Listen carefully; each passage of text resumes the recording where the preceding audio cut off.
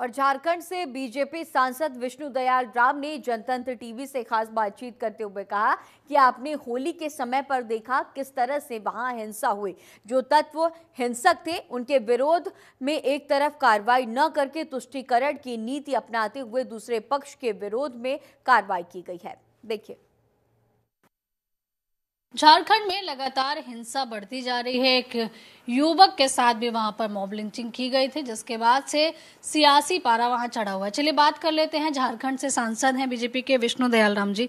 Sir, Jharkhand में हमने देखा होली के समय में किस तरीके का माहौल था और लगातार हिंसा वहां रुकने का नाम नहीं ले रही है। अब एक 22 साल का लड़का था, उसके साथ भी मॉब लिंचिंग वहां की गई। देखिए, जो भी सरकारें तुष्टीकरण की नीति अपनाएंगी वहाँ पर हिंसा की घटनाएं बढ़ेंगी। आपने गिरिडीह में देखा किस प्रकार से वहाँ पर हिंसा हुई और किस प्रकार से जो तत्व हिंसक थे उनके विरुद्ध एक तरफा कार्रवाई नहीं करके तुष्टीकरण की नीति अपनाते हुए दूसरे पक्ष के विरुद्ध भी कार्रवाई की गई। आक्रामक कौन है उसको चिन्हित करने में यदि कोई कठिनाई नहीं है और आप स्वयं इस बात से अवगत हैं कि आक्रामक कौन लोग हैं, तो उनके विरुद्ध कार्रवाई नहीं करके जो लोग पीड़ित हैं उनके विरुद्ध भी कार्रवाई आप करेंगे तो ये असंतोष की भावना बढ़ेगी और जब असंतोष की भावना बढ़ेगी तो इस प्रकार की झड़पें होंगी, इस प्रकार के वारदात होंगे। झारखंड की विधि व्यवस्था के संधारण में जो कठिनाइयाँ आ रही हैं वो इसी कारण से कठिनाई आ रही है क्योंकि जो एक संतुलित कार्रवाई जो होनी चाहिए पुलिस के द्वारा वो नहीं हो रही। लेकिन वो तो आरोप लगा रहे हैं कि ये बीजेपी के जो लड़के हैं वो करते हैं और एक 22 साल के लड़के की भी हत्या कर दी जाती है मॉब लिंचिंग करके उसके साथ में। तो ऐसे में कहीं ना कहीं देखिए सवाल तो प्रशासन की व्यवस्था पर भी खड़े होते हैं कि आखिर आरोप वो लोग आपके ऊपर लगाते हैं कि बीजेपी के लड़के ये सब कर रहे हैं। आरोप लगाने वालों को तो कुछ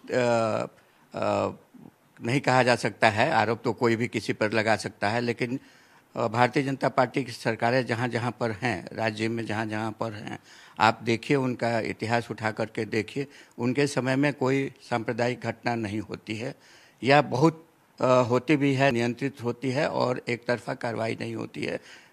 समान रूप से कार्रवाई होती है, जो भी दोषी व्यक्ति होता है उसके विरुद्ध कार्रवाई होती है। लेकिन आप दूसरी सरकारों को देखें जहाँ पर बीजेपी की सरकार नहीं है, वहाँ पर एक तरफा कार्रवाई की जा रही है और ये केवल और केवल तुष्टीकरण की नीति के चलते हो रहा है। वहीं झारखंड में विधानसभा सत्र के दौरान देखा गया है कि उन्हीं के सरकार के 2 मंत्री आपस में भिड़ने लग जाते हैं। इससे भी आप अंदाज़ा लगा सकते हैं कि उनमें अनुशासन की कितनी भावना है।